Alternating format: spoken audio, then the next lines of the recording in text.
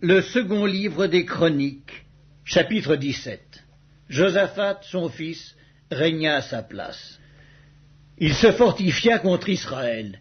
Il mit des troupes dans toutes les villes fortes de Juda et des garnisons dans le pays de Juda et dans les villes d'Éphraïm, dont Asa, son père, s'était emparé. L'Éternel fut avec Josaphat parce qu'il marcha dans les premières voies de David, son père, et qu'il ne rechercha point les Baals. Car il eut recours au Dieu de son père, et il suivit ses commandements, sans imiter ce que faisait Israël.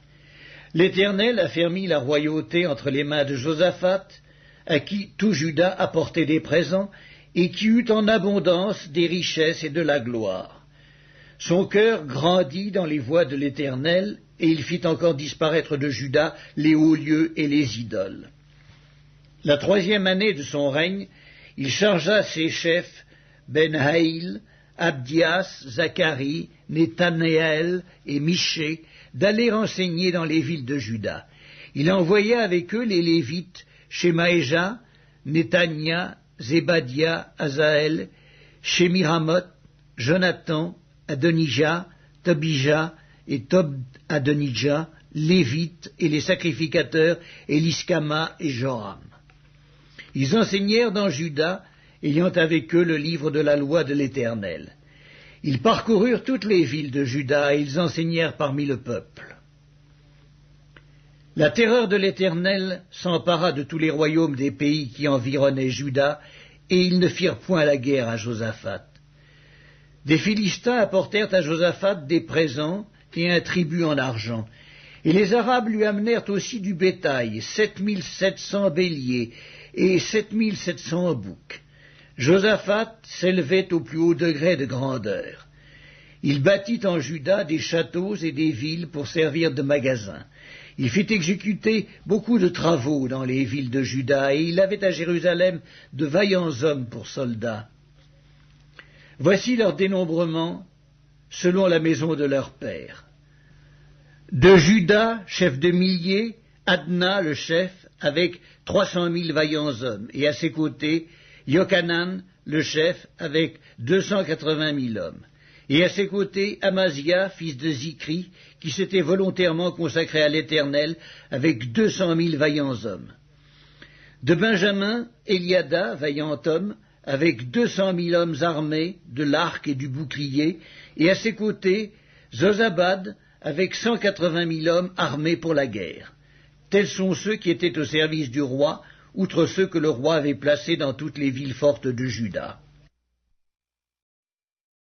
Le second livre des Chroniques, chapitre 18. Josaphat eut en abondance des richesses et de la gloire, et il s'allia par mariage avec Akab. Au bout de quelques années, il descendit auprès d'Akab à Samarie, et Akab tua pour lui et pour le peuple qui était avec lui un grand nombre de brebis et de bœufs, et il le sollicita de monter à Ramoth en Galaad. Akab, roi d'Israël, dit à Josaphat, roi de Juda, « Veux-tu venir avec moi à Ramoth en Galaad ?» Josaphat lui répondit, « Moi comme toi et mon peuple comme ton peuple, nous irons l'attaquer avec toi. » Puis Josaphat dit au roi d'Israël, « Consulte maintenant, je te prie, la parole de l'Éternel. » Le roi d'Israël assembla les prophètes, au nombre de 400, et leur dit, « Irons-nous attaquer Ramoth en Galaad, ou dois-je y renoncer ?» Et ils répondirent, « Monte, et Dieu la livrera entre les mains du roi. » Mais Josaphat dit, « N'y a-t-il plus ici aucun prophète de l'Éternel, par qui nous puissions le consulter ?» Le roi d'Israël répondit à Josaphat, « Il y a encore un homme par qui l'on pourrait consulter l'Éternel, mais je le hais, car il ne prophétise rien de bon, il ne prophétise jamais que du mal. C'est Michée, fils de Jimla. » Et Josaphat dit, « Que le roi ne parle pas ainsi. » Alors le roi d'Israël appela un eunuque et dit, « Fais venir de suite Michée, fils de Jimla. » Le roi d'Israël et Josaphat, roi de Juda, étaient assis chacun sur son trône, revêtus de leurs habits royaux. Ils étaient assis dans la place à l'entrée de la porte de Samarie, et tous les prophètes prophétisaient devant eux. Sédéchias, fils de Kenaana, s'était fait des cornes de fer, et il dit, Ainsi parle l'Éternel. Avec ses cornes, tu frapperas les Syriens jusqu'à les détruire. Et tous les prophètes prophétisèrent de même en disant, monte à Ramoth en Galaad, tu auras du succès, et l'Éternel la livrera entre les mains du roi. Le messager qui était allé appeler Michée lui parla ainsi. Voici, les prophètes d'un commun accord prophétisent du bien au roi. Que ta parole soit donc comme la parole de chacun d'eux. Annonce du bien. Michée répondit, l'Éternel est vivant, j'annoncerai ce que dira mon Dieu. Lorsqu'il fut arrivé auprès du roi, le roi lui dit, Michée, irons-nous attaquer Ramoth en Galaad, ou dois-je y renoncer? Il répondit, montez, vous aurez du succès, et ils seront livrés entre vos mains. Et le roi lui dit, combien de fois me faudra-t-il te faire jurer de ne me dire que la vérité au nom de l'Éternel? Michée répondit, je vois tout Israël dispersé sur les montagnes comme des brebis qui n'ont point de berger. Et l'Éternel dit, ces gens n'ont point de maître, que chacun retourne en paix dans sa maison. Le roi d'Israël dit à Josaphat, ne te l'ai-je pas dit? Il ne prophétise sur moi rien de bon, il ne prophétise que du mal. Et Michée dit, écoutez donc la parole de l'Éternel. J'ai vu l'Éternel assis sur son trône, et toute l'armée des cieux se tenant à sa droite et à sa gauche. Et l'Éternel dit, qui séduira Akab, roi d'Israël, pour qu'il monte à Ramoth en Galaad et qu'il y périsse? Ils répondirent, l'un d'une manière, l'autre d'une autre. Et un esprit vint se présenter devant l'Éternel et dit, moi, je le séduirai. L'Éternel lui dit, comment? Je sortirai, répondit-il, et je serai un esprit de mensonge dans la bouche de tous ses prophètes. L'Éternel dit, tu le séduiras et tu en viendras à bout. Sors et fais ainsi. Et maintenant, voici, l'Éternel a mis un esprit de mensonge dans la bouche de tes prophètes qui sont là, et l'Éternel a prononcé du mal contre toi. Alors Sédécias, fils de Kenaana, s'étant approché, frappa Michée sur la joue et dit, par quel chemin l'Esprit de l'Éternel est-il sorti de moi pour te parler? Michée répondit, tu le verras au jour où tu iras de chambre en chambre pour te cacher. Le roi d'Israël dit, prenez Michée et emmenez-le vers Amon, chef de la ville, et vers Joas, fils du roi. Vous direz, ainsi parle le roi, mettez cet homme en prison et nourrissez-le du pain et de l'eau d'affliction, jusqu'à ce que je revienne en paix. Et Michée dit, si tu reviens en paix, l'Éternel n'a point parlé par moi. Il dit encore, vous tous, peuple, entendez. Le roi d'Israël et Josaphat, roi de Juda, montèrent à Ramoth en Galaad. Le roi d'Israël dit à Josaphat, je veux me déguiser pour aller au combat, mais toi, revêts-toi de tes habits. Et le roi d'Israël se déguisa, et ils allèrent au combat. Le roi de Syrie avait donné cet ordre au chef de ses chars. Vous n'attaquerez ni petit ni grand, mais vous attaquerez seulement le roi d'Israël. Quand les chefs des chars aperçurent Josaphat, ils dirent, c'est le roi d'Israël, et ils l'entourèrent pour l'attaquer. Josaphat poussa un cri, et l'Éternel le secourut, et Dieu les écarta de lui. Les chefs des chars, voyant que ce n'était pas le roi d'Israël, s'éloignèrent de lui.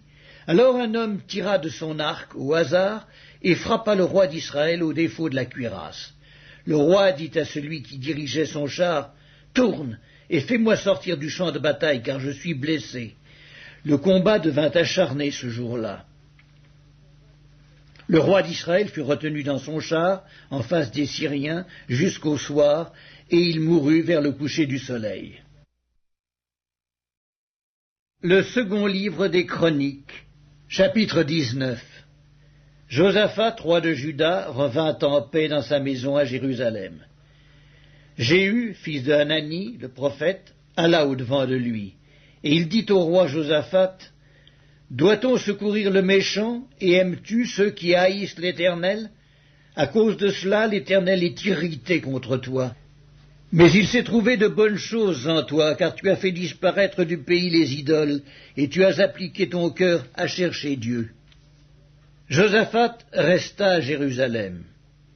Puis il fit encore une tournée parmi le peuple, depuis Beer-Shéba jusqu'à la montagne d'Éphraïm, et il les ramena à l'Éternel, le Dieu de leur père.